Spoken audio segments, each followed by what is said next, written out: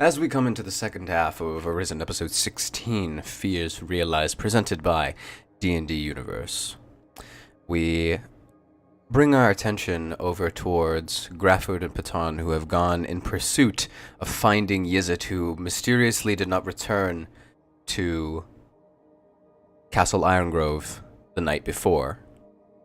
The last he was seen was upon the airship. As you make your way towards the outskirts of the kingdom, Patan clutching the pendant that was given to you by Jessa, who was given to him by Captain Bronzetree, so apparently. You hold it up in the same manner that you have seen both Puncilius and Jessa do so before, and without fail, it glows with a greenish color, causing the trees to part into and form and morph into some sort of archway, allowing the both of you to pass, and you make your way outside and towards the airship. How do you want to go about this? I'll go ahead up first. I've got some different business to attend to. You go Alright. see if you can get Yizit. It is still raining. The rain feels softly cold. Not stinging like the bitter cold rains of winter, but soft and slightly warm.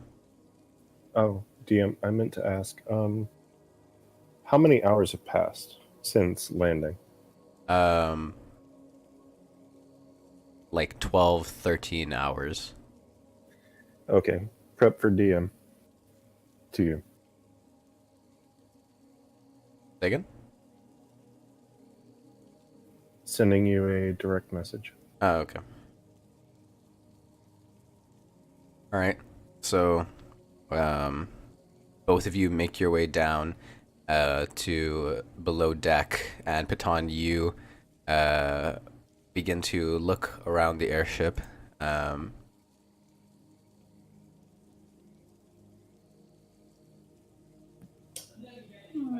And the only other place that you would go to check would be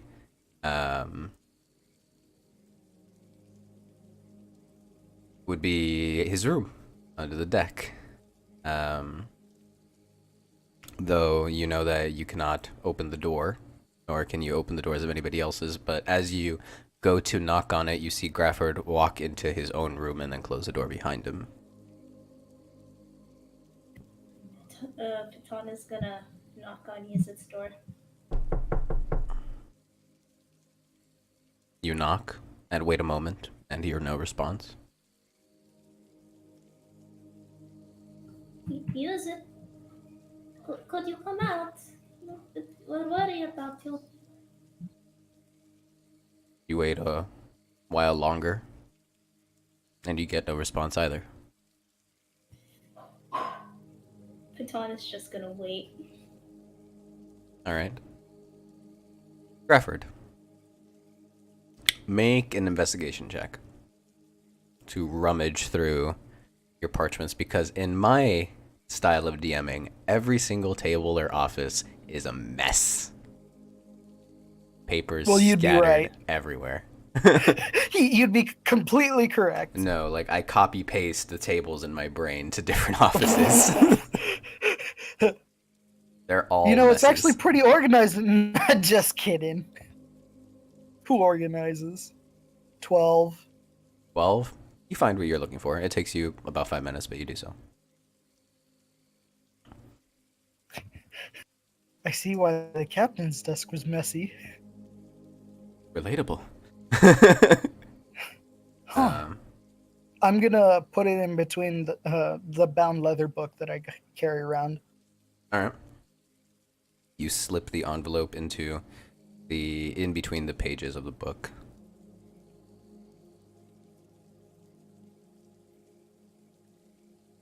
And you make your way out and see Patan standing outside the door, waiting. Anything? No,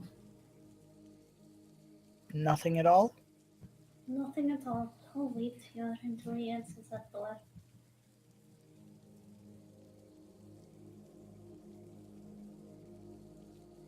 Do you want to look above deck, Grafford? I'll check. Alright, so you make your way up. Rain starting to bombard you once again. Go ahead and make a perception check.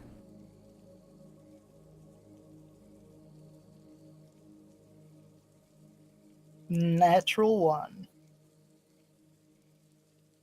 You look around for 10 minutes until...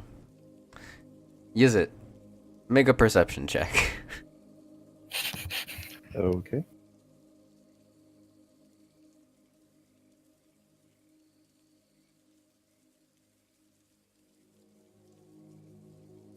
$18. You see Grafford just walking on the top of the deck as you gaze from the ground below.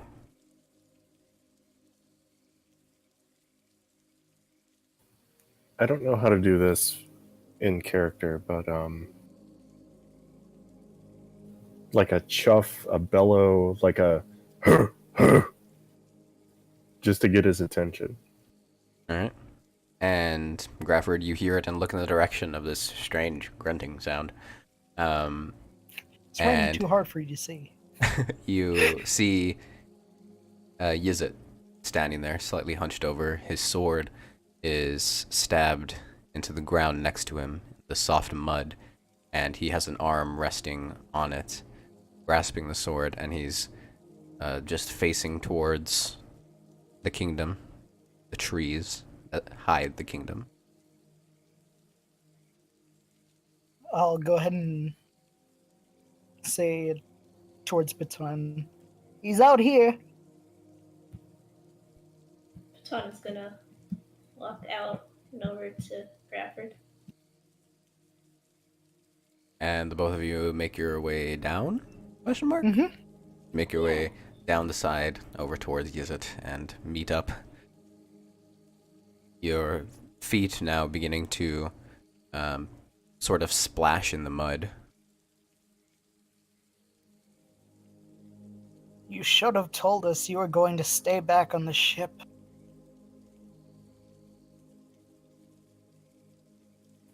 Why? Someone needs to guard it.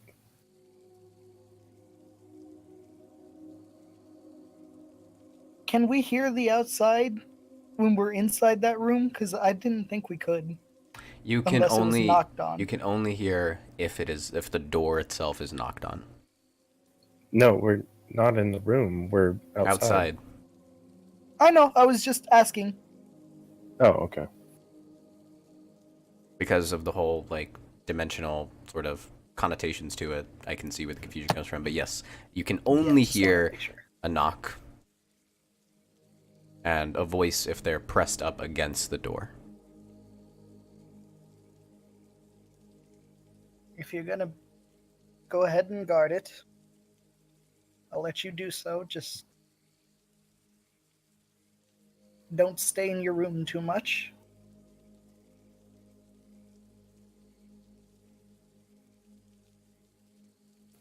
Yizit has been thinking, as far as that goes. I mean, with his intelligence.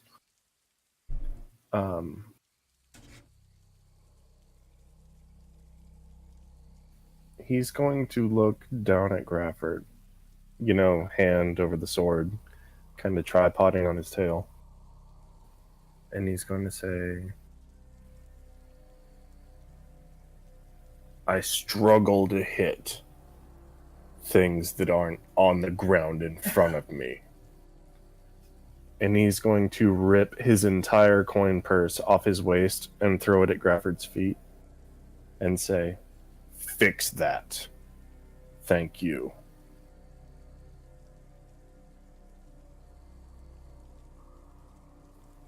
And that's 100 gold.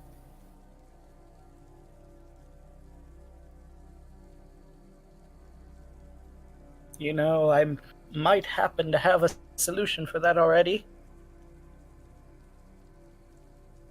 I believe I left it back on the ship because I'm pretty sure I'm not going to be carrying that thing around with me everywhere. Well, Yizit is carrying the thunder cannon. Correct. I've got a light crossbow.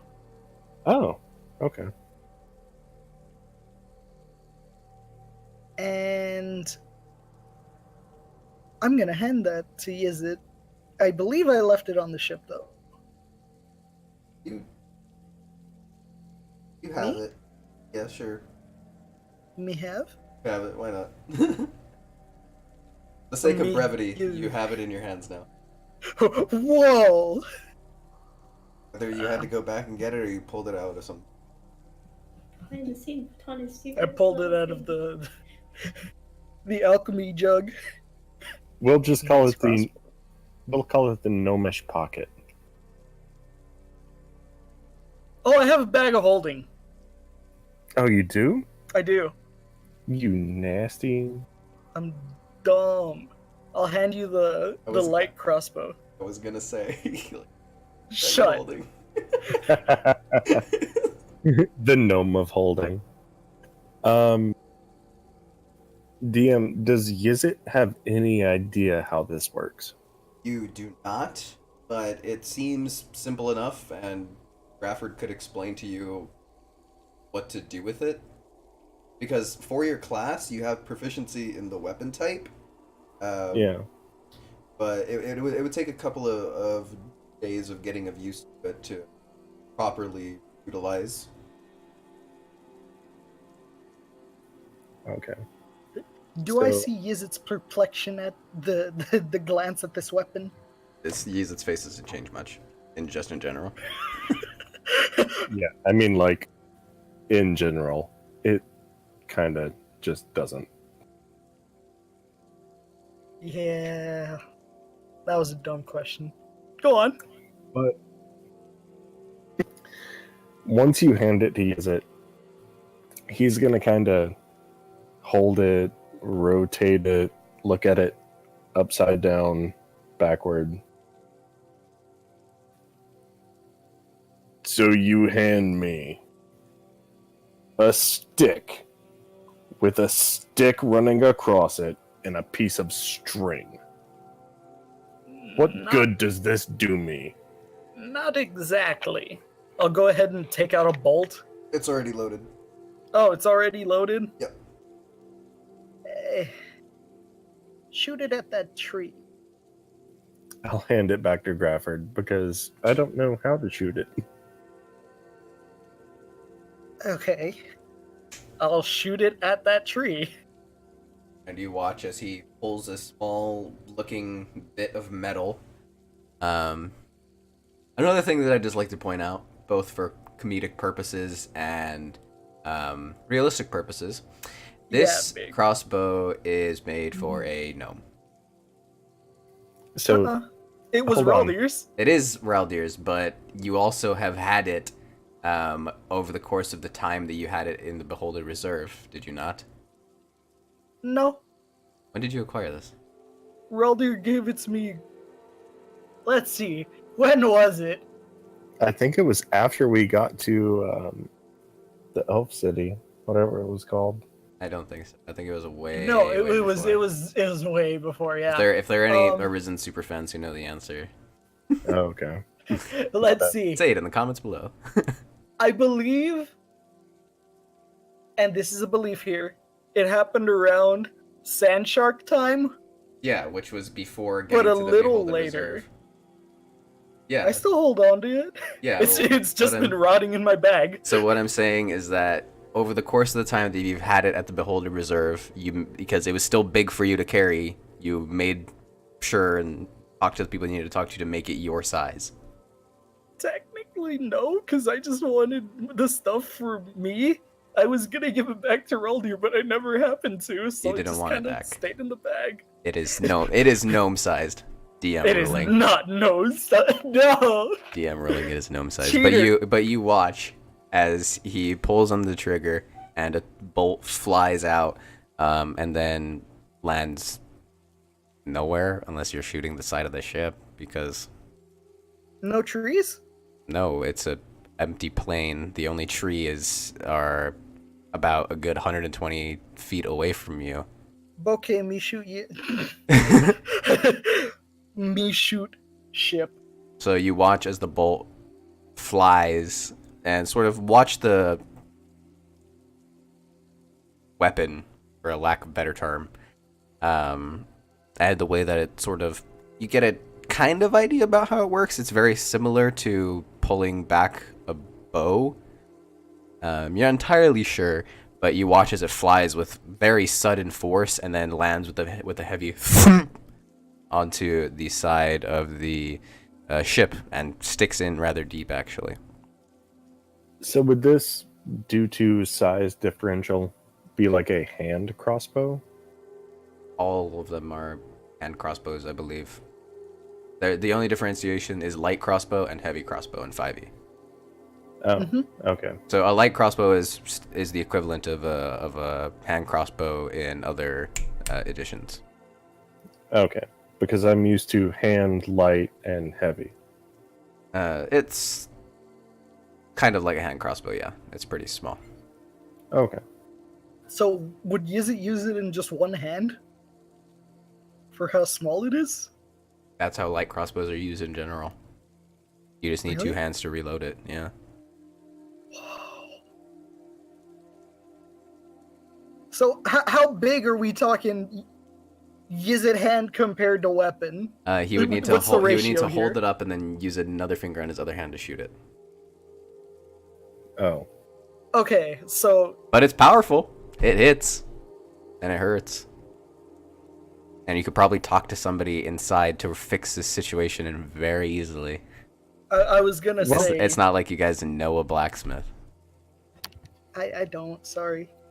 Well, at this point, Yizit is just going to kind of laugh in his way. Not good enough.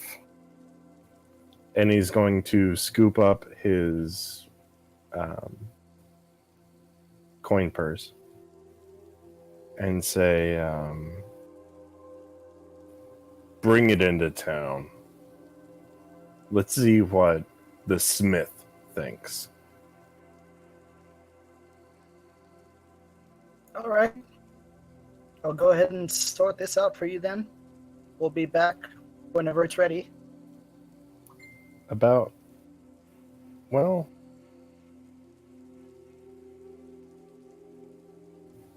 15 feet away, Yizit is going to have a thought. Shoot me. All right. I have trust in you, but don't blame me if this hurts. I'm gonna shoot a bolt at the Yizit man. Do it.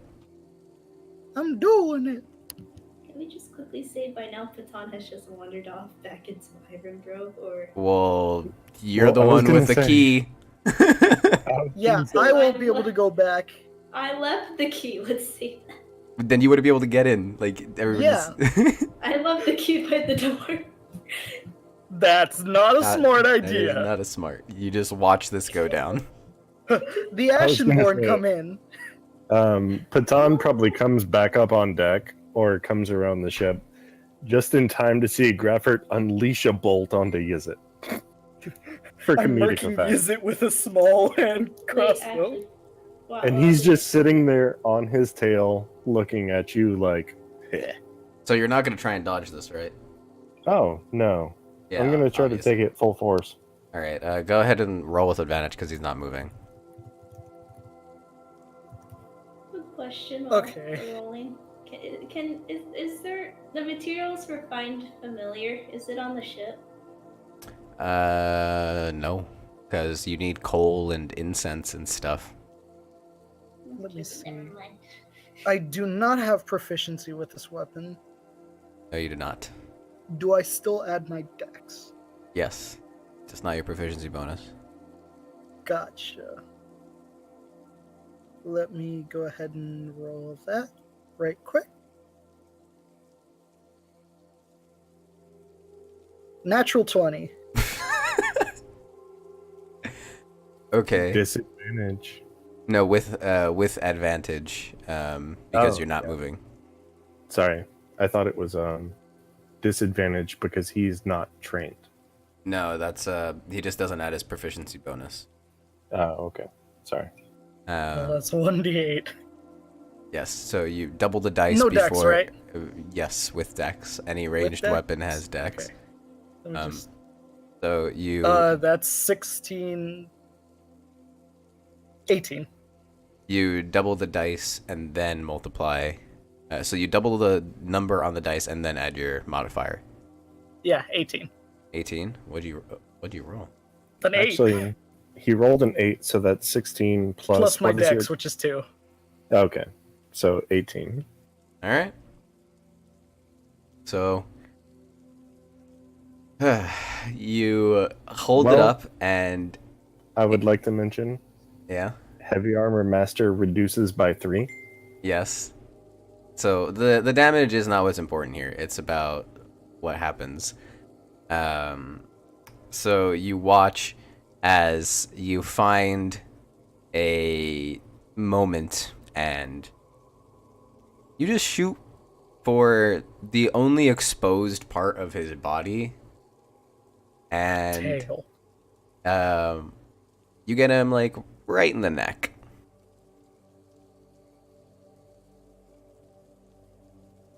And it hoits. It's a pretty solid blow, but you It just kind of sticks there. yeah, it pierces your reptilian hide and just is stuck there. And you reach and grab it. Would you like to pull it out? I'd like to run a claw along it first, kind of feel the fletching. Okay. And I'm staring at Grafford, open eyes the whole time, as the hand wraps around it, and I rip it out. Okay. That's gonna be an ouchie. That is gonna be a tiny ouchie. Yes. I'll take 2 points. How about that? You take 3 points of piercing damage, which is reduced to nothing. Plus my dexterity. Nope. Psychic damage. So Yizit's holding the bolt in his hand, and he looks at it, and he says, "Huh. I suppose it'll work." And he flexes his fist, and the bolt snaps. Just roll a d20 for me. Why not? Because these bolts are pretty So- compact and they're made mostly of metal. Natural 1. Natural 1. Natural 1. 18. Oh! 18. Yeah. It crushes in your. And he looks at Grafford and says, "That's cute. I think I'll take it." There are stronger things we can get you. This is more or less made for me. At that, Yizit's crap. He doesn't have eyebrows. His eyebrow analogs shoot up, and his mouth opens, and he says, "Where?" I'd have to look. I might have to talk to that smith you were with. He might be able to fashion you a heavy crossbow that will suit you a lot better than this one. I'm just gonna mention this quickly. The Titan may also have crossbow on her. Heavy or light? I doubt you have a heavy crossbow on Light you. crossbow, yeah. Yeah. Well, Yizit will stamp towards Grafford, the 5-10 feet, and he'll kneel down and hold out the bent crossbow bolt. And he's going to very quietly lean in towards Grafford's ear and say, "This smith does not deal in coin." Then he's going to draw back and just hold out the bolt. In my head, What? I wanted you to say Hail Hydra. Hail Hydra. Just Yes. delicately in his ear. I'm sorry. Wait, Had to get hold that on. out. Yizit's going to lean in toward Grafford again and say, "The Frost Wolves are ready." I'm Okay, confused. I don't know that reference. It's Sorry. fine. I needed that. Back to the show. I should have held that in. I apologize. So what's the plan now, crew? Yizit is dead set on his deficiencies as he sees them. So he's going to go see the smith, and he's going to drag Grafford with him. All right. I sort of want time to visit Twig and see how he's doing, or Twergith. That'll be a hard Wicked. mission. So you make your way back. Patan, who holds the, in air quotes, key, opening the way once again, and you make your way inside. Then you go on your separate paths. Before I leave, I'm gonna give Grafford the key. Yeah. All right. Thank you, Patan.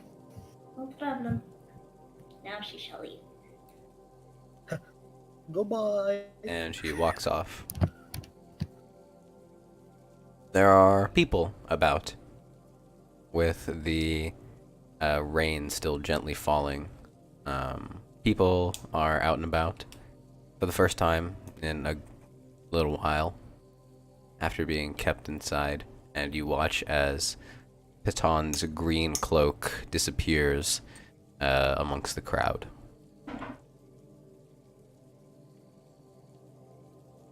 So, the both of you begin to head back towards the smith along the western side of the kingdom, castle, state area.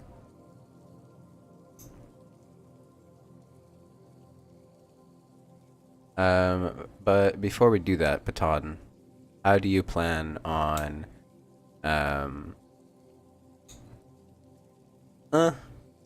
let's order this a little bit differently, because this is the amount of time that both of these are going to take are about the equal amount of time. So let's just go with Grafford and use it. You have a moment while walking to discuss what it is exactly what you're trying to accomplish. Grafford, use it. Well, you see, I was gonna go and I guess we'll walk and talk. We'll walk and talk. Yizit is amused that this didn't kill him, so he's looking for something bigger, because he wants it to kill a thing in one strike.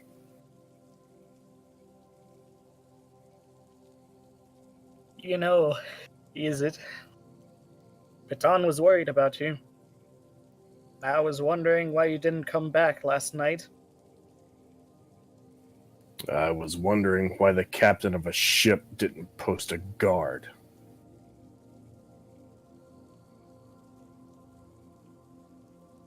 I doubt anyone would come that close without anyone noticing.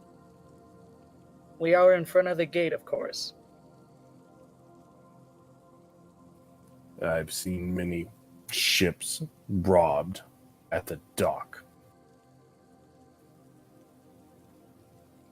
Well, from what I can see, this is a very well guarded place, other than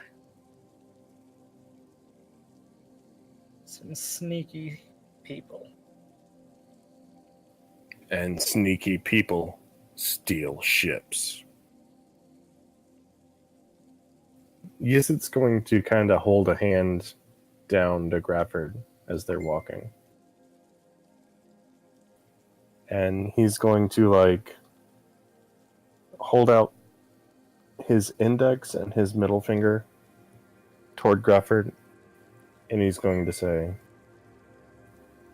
I will guard the ship. Do we have an understanding?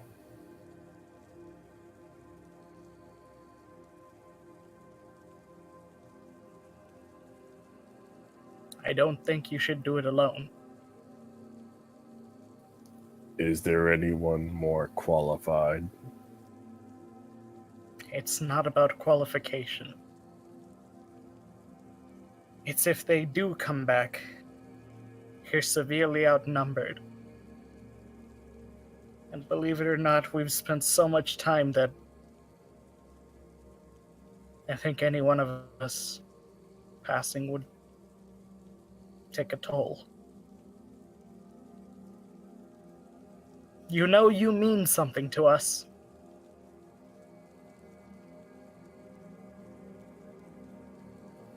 At this, Gizit's going to take the two fingers that he had extended and draw back. And he's going to look down at Grafford, almost confused. Yeah. And keep walking. And eventually you come to your destination. The same tree stump, and outdoors, workshop type area.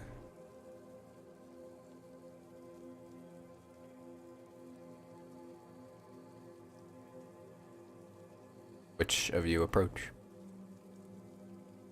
I do. Alright, so you walk up to the door, Efford behind, slightly, a few feet back. I would like to take off the helmet, knock on the door 3 times, take a step back, and hold the helmet out in front of me. Like arms outstretched or kind of just resting on your chest? Like biceps by the side and forearms perpendicular, you know what I mean? Like, Yeah. not at the chest, but kind of almost in like a ceremonial presentation type thing. Yeah. Alright. So, you knock 3 times exactly, and take a few steps back and position yourself in such a way. You wait a moment, and for long, the door creaks open slowly because no door in my universe is oiled. And you see the familiar figure of the not entirely elven gentleman who still has this almost sullen look upon him. And as his head sort of peeks out, he looks at you and kind of looks you over. And then the door closes for a moment. And then a moment later, it opens again and he steps out silently. Looks off behind you and sees Grafford. Doesn't change his expression and then looks back at you. I would like to hand him the helmet, then step to the side and almost like a sweeping bow, I'd like to point to and say, "This is Grafford, my captain." So, interesting point of how the pendant works. You are speaking in Draconic, and then it comes out as Common. But for those who speak the language, they hear both. Just a little interesting bit. So, he looks at you with the same stern, solemn look, and then looks at the sort of almost belt-like leather that is around your neck, with which holds the pendant, and looks back up at you.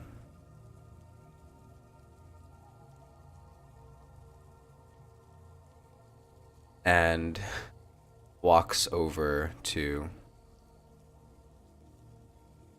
his sort of work area.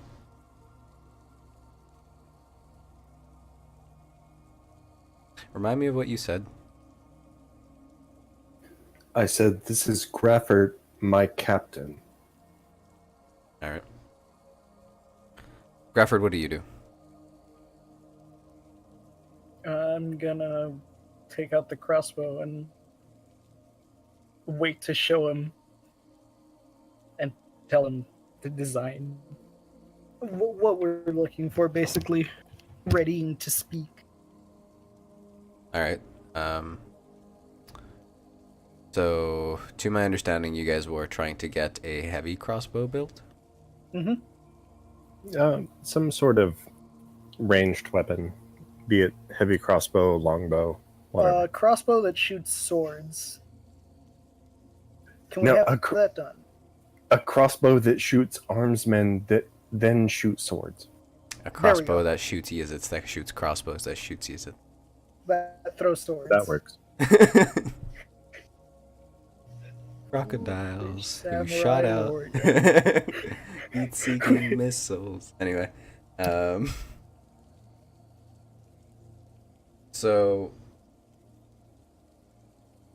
explain the design of what you're looking for to this guy who has not said a word yet. Which one of us? Me. Whoever was here. Ooh. You then. Definitely you. Yeah. Introductions out of the way. We're looking for something that Yizit can use, akin to a heavy crossbow. Something along the lines of this. And I'll show him the light crossbow.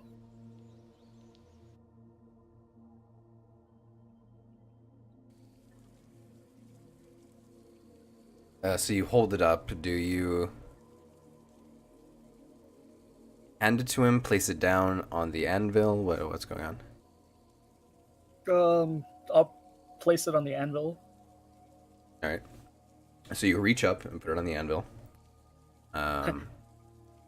You jump and put it on the anvil. And he grabs it and looks at Crushes it, and then looks at you, and then looks at Yizit.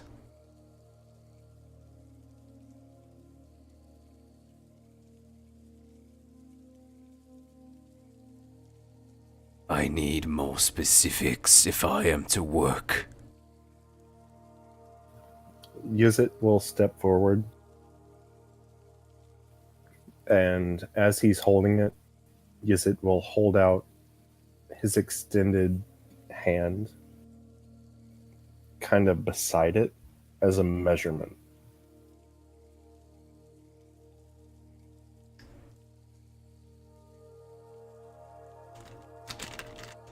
He's Tarzaning. He wants the smith to like put his hand against Yizit hand.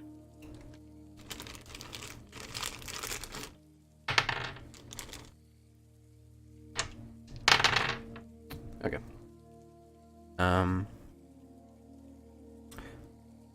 So he looks down and then stands up from his sort of sitting where he was sitting and then walks over towards the almost clay-shaped furnace, puts his hand over the entrance to it, and the sort of tendril-like markings on his arms glow a sort of soft grayish color, and it ignites, beginning to heat.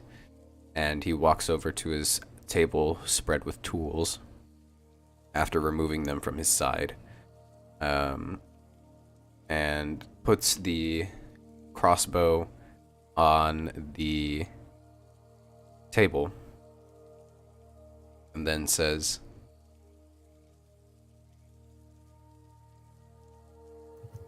"Metal or wood?"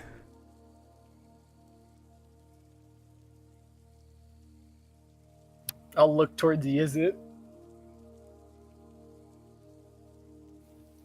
Yizit is going to look at him like kind of confused, because he's only met this like wooden crossbow, Metal. and he's going to, or yeah, he's going to say metal. He grabs a small set of tools and begins to slowly take apart the crossbow.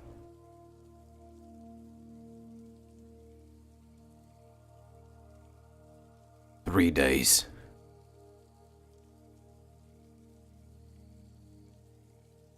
All right. As a warning sign to Grafford, when the smith says this, Yizit sits back on his tail.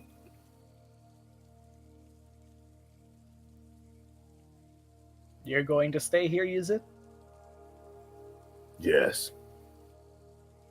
Well, then I do have another errand to run. I'll be back. And I'm gonna head to the barracks.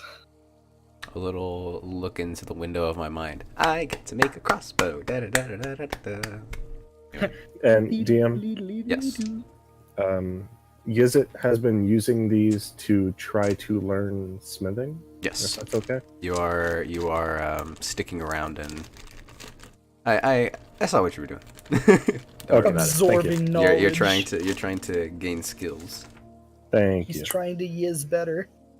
I am the DM. Just gotta I am use until you omnipotent. can yeet. I am omnipotent. I know all that is going on. All right, so that's gonna be its own thing. Grafford, what are you doing? Actually, no. We'll get back to you. Now we're gonna Okay. go to Piton. Piton, you have no idea where to find Twig. I don't. No idea where to find Twig. Twig has always found you. Indeed. So, who is the nearest guard / person that might know where Twig is around? All right, let me roll the d6 for my arsenal of guard voices really quick. And then a d4 for gender. Just do this voice. Well, hello there! Oh, well then. All right. So you walk up to one of the nearest guard dressed in silver armor.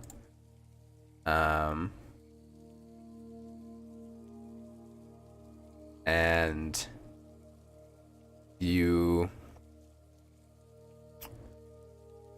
flag down the nearest guard and you approach. Alright. Excuse me, sir. Yes? I was wondering if you knew where I may find Twergith?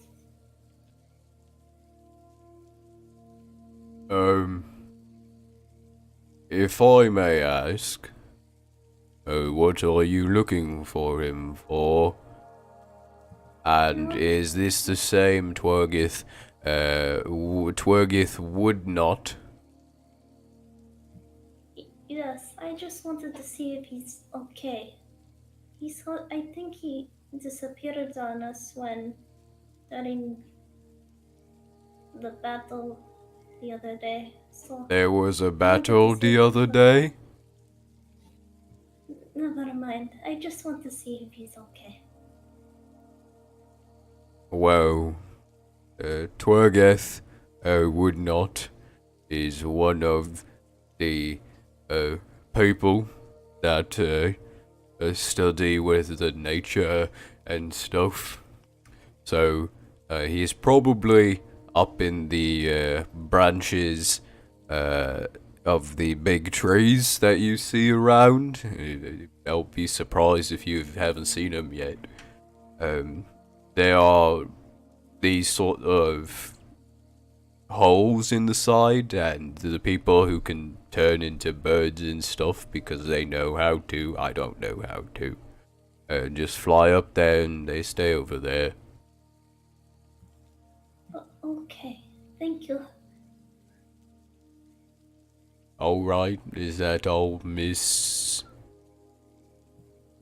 Yes, sir. Thank you. Well, alright then. Baton is going to begin her search for in the trees, I guess. Well, when he was pointing to the really, really big trees that are hundreds of feet tall that surround the kingdom. I guess. I guess I'm gonna try and walk around and hopefully spot Twig or just call on the birds and ask if I see any birds. I'll ask them, "Hey, have you seen Twig?" Make an animal handling check, I guess. 9. You can't get any birds to come to you. They're too scared of you. Yeah, this is a time where I wish Jeffrey was around because I could ask him to climb into the trees and see if he could find him. Too bad he got shot. Yeah, he got shot. He got shot real bad. But I guess I'm just gonna have to try and spot him out. Like, Just for the hell of it, make a perception check. Nat 20.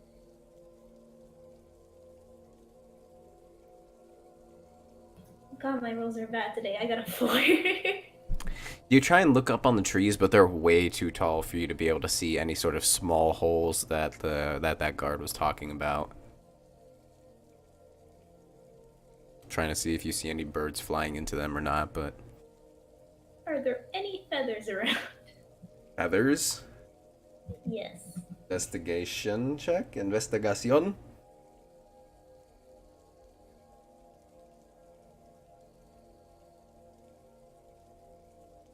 11.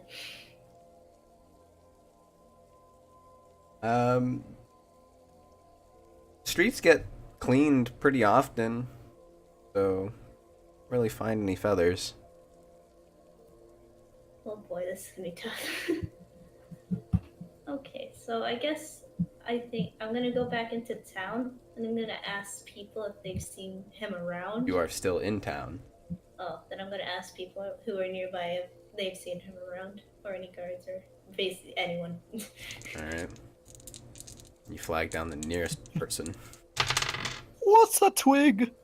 Alright. You flag down a woman walking with a child. Hello, ma'am? She stops in her tracks and turns and looks at you. Do you know where I could find Twergeth Woodnut, or have you seen him around? I have no idea who you are talking about. I see. Thank you. Off to the next person, I guess. I will let you do this one more time. Okay. Next person is a woman walking by herself. I'll ask the same question.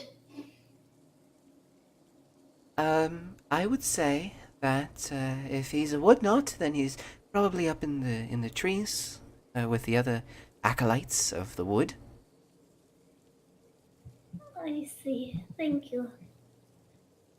That's all you get because those are the two female voices I can do. Understandable. No! Jeez, it's gonna be tough. It's tempting. Oh, wait, I can't. Never mind. I'm gonna go over to the trees then.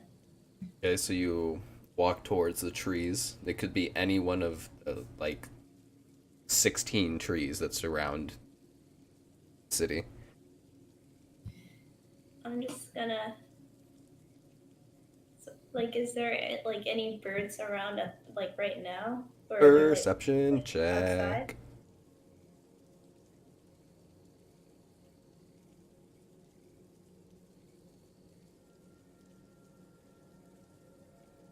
A 10! Nope. Not that you can see. This is going to be rough. You're gonna what with it? This is gonna be rough. I don't really know how to handle this situation. Um, can I? I guess I'm just gonna sit by one of the trees then and wait and hope that maybe he'll come flying up to me. I guess How long do you want to wait? a few hours.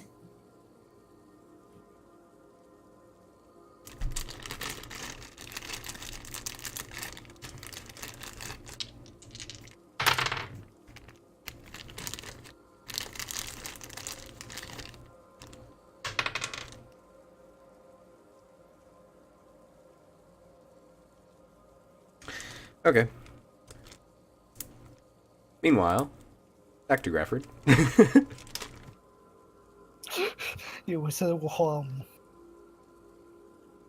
don't work. What are you gonna do? I'm going to the barracks, boys. Okay. So you head back to the barracks, I assume, to go and talk with Bronstree. I believe I have the pendant as well, You do, which also belongs to Bronstree. which I was going to return. Alright, so you make your way to Bronstree. I do that.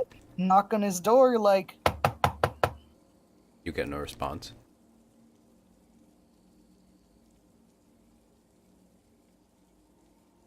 really? And then a guard walks up to the side, one of the soldiers. You're Grafford, right? Correct. Sorry, they just said that somebody named Grafford was gonna come, and that they weren't an elf, so... they said if anybody saw somebody come in, just tell them to go into the meeting room. Mhm. That one, right there, middle one. Not an office. I think they're waiting on you. Thank you. Right. I guess since they're already waiting on me, I won't knock. I'll just go in. Why didn't you knock? Grafford's eyes are blinded. Anyway. Flashbang. So you open the door and make your way inside, and you see the same gathering of minds that was there before in the previous meeting. The Archdruid, Corsif would not, Torgeth would not, the 4 captains, and Puncilius. Bronstree speaks first. Well, thank you for joining us once again.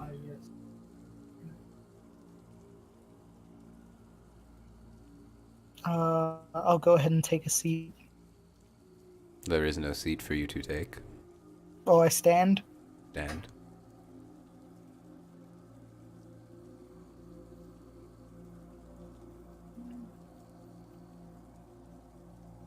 They all look at you expectantly.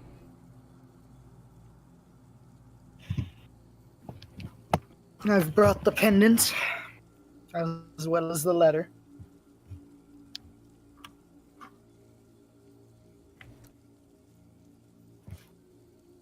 I'll go ahead and walk towards Bronze Tree and give them both.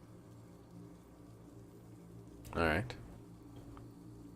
So you hand both of them to him, and he immediately opens the letter, and he begins to read its contents aloud. A majority of the beginning first few pages are just formality stuff, descriptions of what you're supposed to do. But then he gets to the handwritten letter, and as he does so, it's blank. It's blank? Blank. And well, to you it looks like there's writing, but he holds it up. Is this supposed to be a blank piece of parchment? Do I see the lettering? You do. No, I can see the lettering there.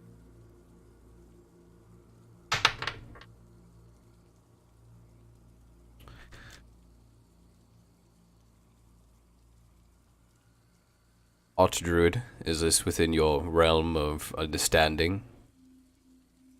Well, if you would hand it to me, I would give it an inspection.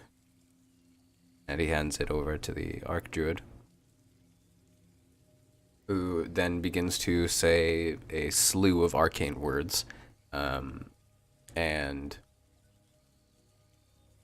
then looks it over. He casts Dispel Magic, but needs to beat a certain level spell, because it's not a third level spell. It is a... Yeah, that's enough. So he dispels the magic that was keeping it only to your eyes, and to everybody else, it now shows us lettering. There we are. It would seem that there was some sort of enchantment placed upon it so that only the intended reader of the letter would be able to see its contents. And he hands it back over to Bronze Tree, who then begins to read it aloud. Right, so, to Grafford, captain of squadron number.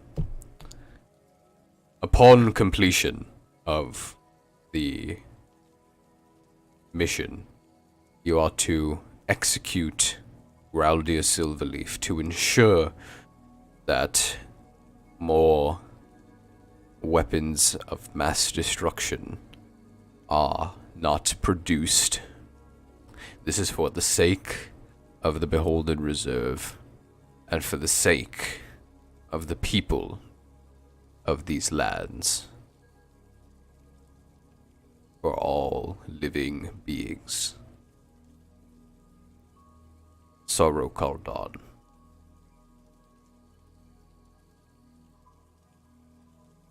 And he looks at you after dropping all of the papers on the table. Captain Grafford.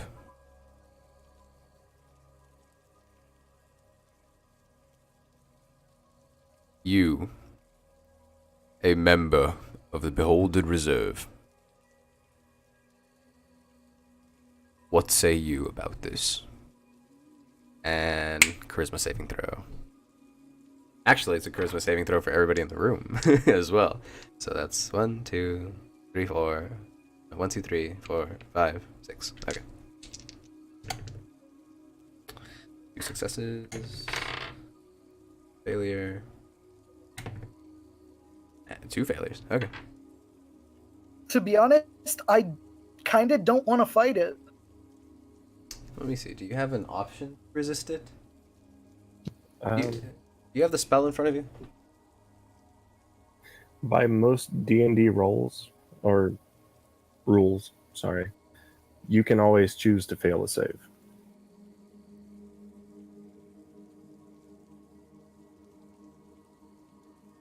For the book. My book.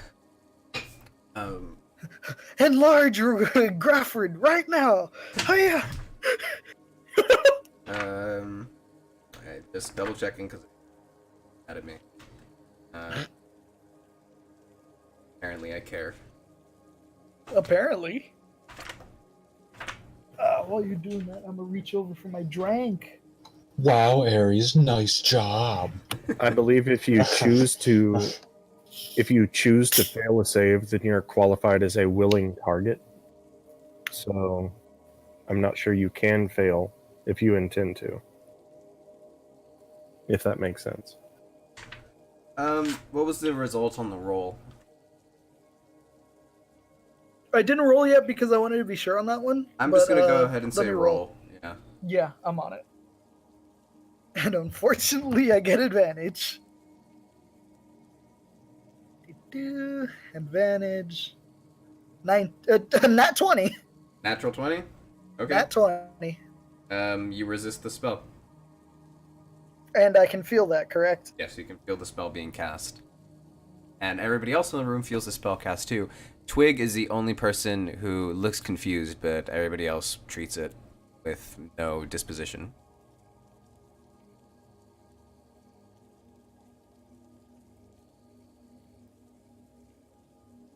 I'm going to tell you right now that didn't work. But I will answer everything as truthfully as I can. No. With all truth. I will not lie to you.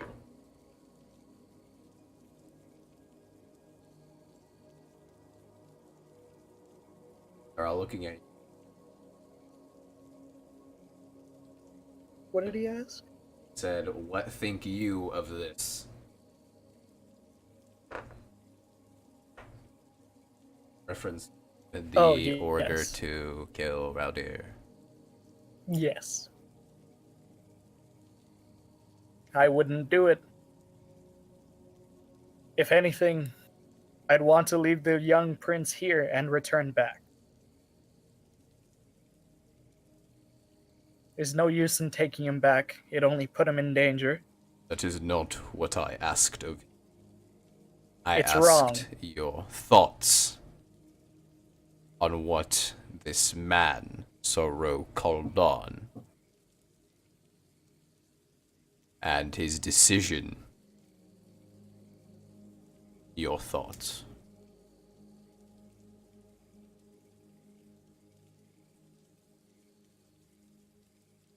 His decision about the weaponry, that, on one hand, you have all seen the effects of. As for the destruction of the blueprints and the killing of the prince, that, on my mind, is wrong. The taking of a life that lives to create is wrong in my eyes.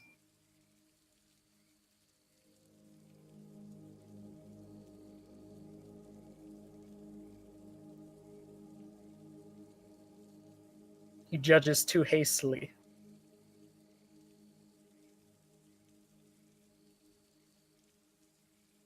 Those are my thoughts.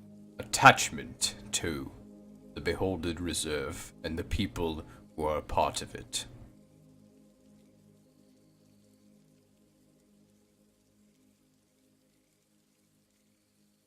I have been there for quite a long time.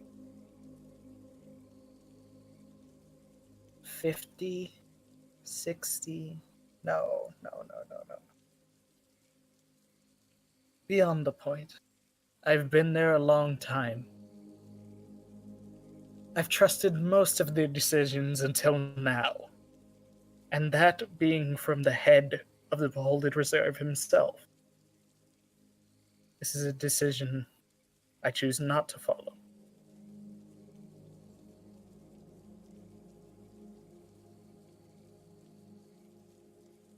In your time away, we have discussed and decided, as I said before, an individual who would seek the death of the young prince is an enemy of of Iron Grove. After the young prince has been returned safely, he will stay within Iron Grove, and we will begin preparations to annihilate our enemy.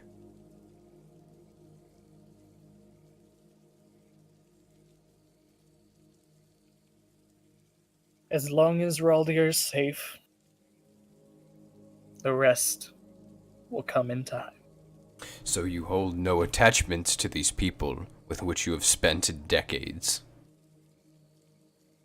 All of them are criminals in our eyes.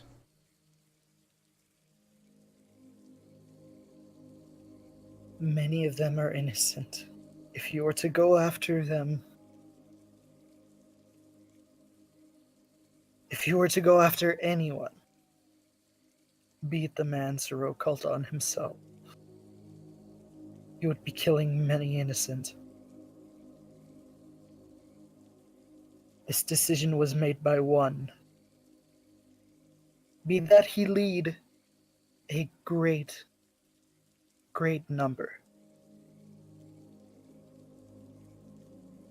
If I go back, I can convince many to leave the place.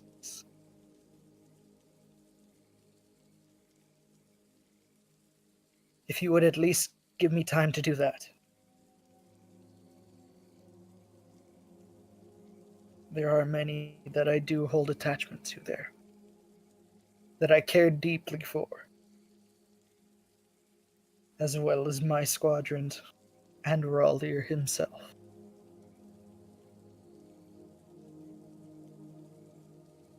Korsef, it is time that you do what we discussed. And you watch as the Korsef that was standing behind him, you're not sure at which point it happened, but that is almost like a wooden statuette of Korsef. He's behind you and to your left. And I would like you to make a dexterity saving throw.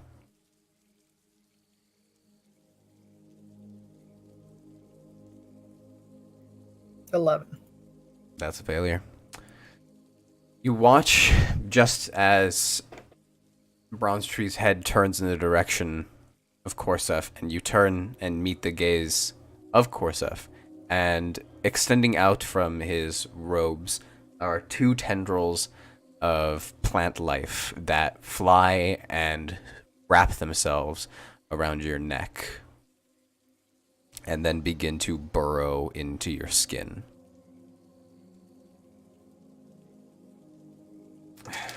You take moment.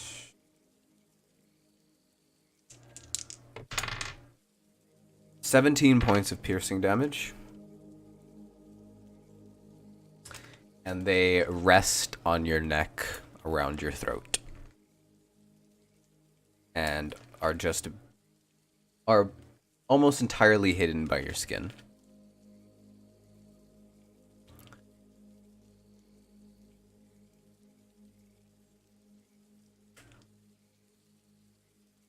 What do you do? Wait, is this thing trying to kill me? No, it's resting now on the inside of your throat.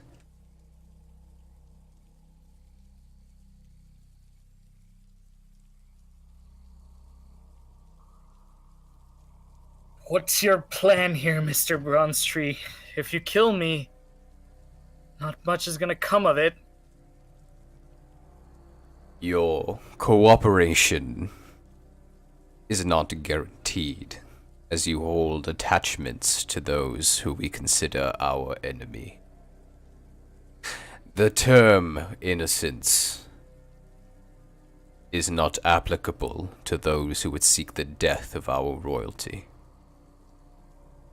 This is insurance that we know where you are, and we know that if you go against us, you are easily dispatchable. So you're only tracking my location. He doesn't say anything after that. If that's all you're doing, then that's fine. I'd be happy to comply.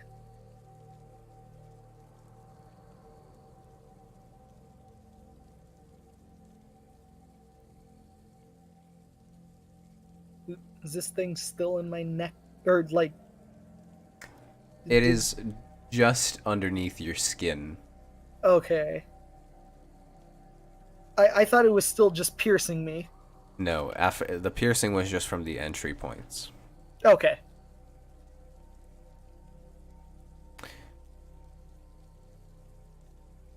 But now there's two vine-like entities that are inside your body around your neck.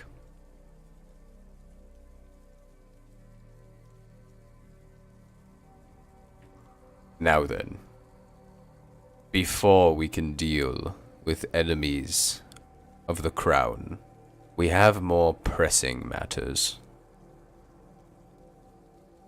Regarding the Ashbourne and their floating fortress, we will be sending a full-scale attack in order to recover the young prince and princess.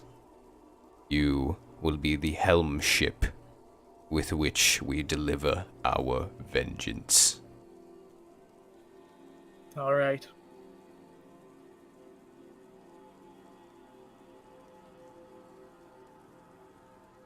We leave in 4 days' time.